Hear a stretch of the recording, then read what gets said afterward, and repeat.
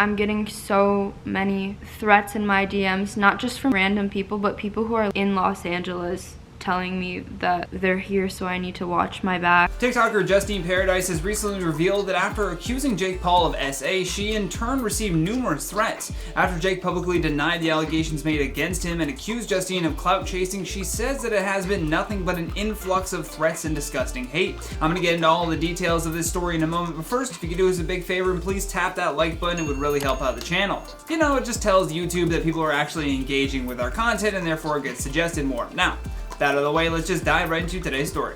If you recall, back on April 9th, Justine had uploaded a video to YouTube detailing her entire experience of going to the Team 10 house and then made a claim that Jake Paul had taken advantage of her without her consent, for lack of a better term that YouTube would surely demonetize us for. Nonetheless, her account of what happened even had receipts of text messages going back and forth between her and Jake. Regardless, Jake Paul firmly denied the allegations and said that it was all manufactured as a blatant attempt for attention, although the consequences for coming forward are still very real and the type of attention that absolutely no one would ever want.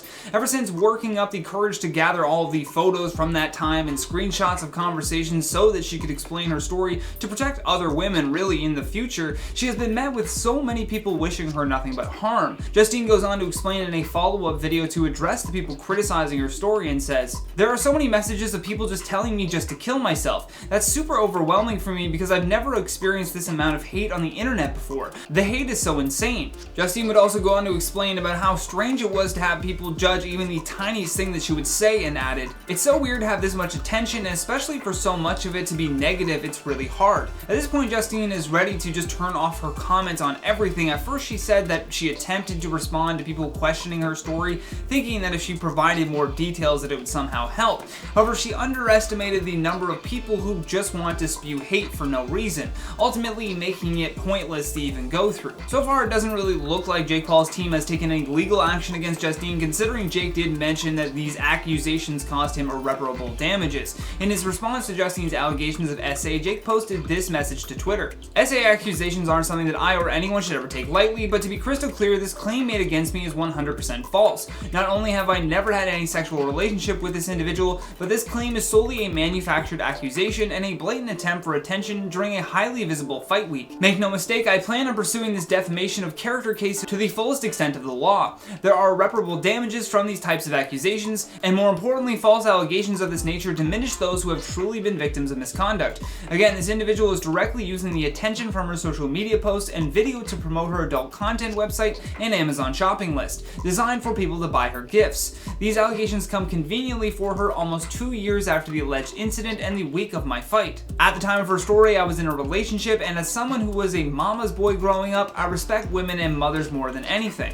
I most certainly have never laid a finger on a girl without her consent. I will fight this to the end to prove my innocence. This isn't the first preposterous allegation made against me in my career, and it most likely won't be the last. As someone who has lived in the spotlight since the age of 16, dealing with liars, fake news, and false accusations, unfortunately is part of this job. I won't back down from it, and years from now, my character as an individual will show and shine through these dark moments." I mean, surely that was not written by Jake Paul, the same guy who said he had early signs of CTE and then retracted those comments. The amount of detail in Justine's story is undeniable, plus she had receipts. Plus the whole purpose wasn't to direct people to an Amazon wish list, she just wanted to warn other women who may also run into Jake Paul, which is very possible. That was the full extent of it. The only other video that has been posted since that one is this more recent video further explaining her side of the story and talking about the disgusting messages that she's been receiving as a result. Hopefully the influx of them slows down a little bit and people can show victims,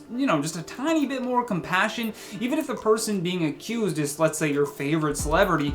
If you've got nothing nice to say, just don't say anything at all. With that though, let's check out some of your comments from the video titled "Huge Charlotte Update, Valkyrie Wants to Quit, and Shane Dawson Mystery Box Controversy." CCH says, "I love that you guys are doing this for Charlotte, it's so wholesome." Oh, we love Charlotte so much and we're happy to see her continued success, and she's welcome here anytime, she knows that. She'll always be the potato queen. Fidelio says, "Don't forget to smash the like button. This comment is not sponsored by IO or its presenters. We appreciate it nonetheless." Jay Marshall says, "I love the feel good news and science segment in the weekly roundup. It's great to get news about things other than influencers and TikTok." Yeah, it is a nice breath of fresh air, if you will. I'm happy that the weekly roundup, at least we can include other news stories to keep you guys entertained. Liana Hoffer says, "Why are we tapping instead of smashing the like button? It's just not as satisfying." Liana, you do whatever you whatever you want, basically. You can tap it, you can smash it. As long as you're hitting that like button, we appreciate it. Some people just don't like smashing. They find it's overused. I get it. Billy Bryan says, Johnny looks like he's about to track down the guy that killed his dog. That's certainly what that suit says. Johnny Wick, if you will. And that's been today's video, guys. Thank you so much for watching. I've been your host, Johnny Rogers, and until next time, stay classy, YouTube.